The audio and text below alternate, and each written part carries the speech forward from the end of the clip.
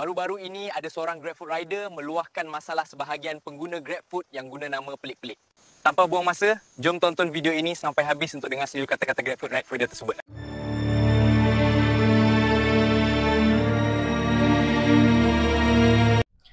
Assalamualaikum.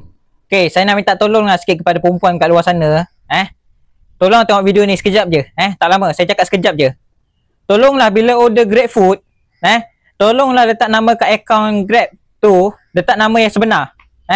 Tolong jangan letak nama My Love, Baby Sayang, My Cinta, Wanita, Kasih Sayang. Tolonglah jangan letak nama macam tu.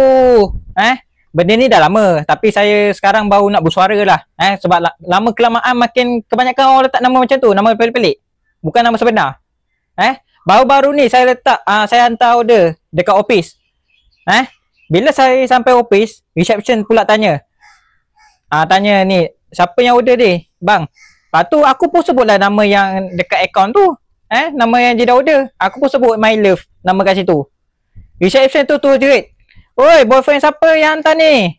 Hantar makan. Boyfriend siapa? Aku pun dah jam. Reception tu fikir aku ni boyfriend yang salah seorang yang pekerja kat situ, dalam office tu lah. Sebab reception pun tak tahu nama sebenar. Kan? Dia pun jerit macam tu lah. Oi, boyfriend siapa yang hantar order ni? Kan dah pening kat situ.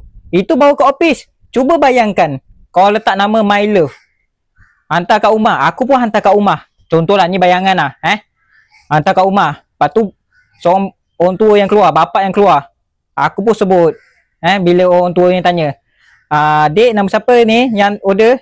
Aku pun kalau sebut lagi nama My Love. Tak pasal-pasal orang tua pula tanya, adik dah berapa lama bercinta dengan anak pakcik? Cuba bayangkan, fikir kat situ. Tolonglah, jangan letak nama macam tu lagi. Tolonglah. Minta tolong sangat-sangat. Saya merayu. Kepada pengguna GrabFood, jangan guna nama yang pelik-pelik supaya urusan hantar makanan lebih cepat dan mudah.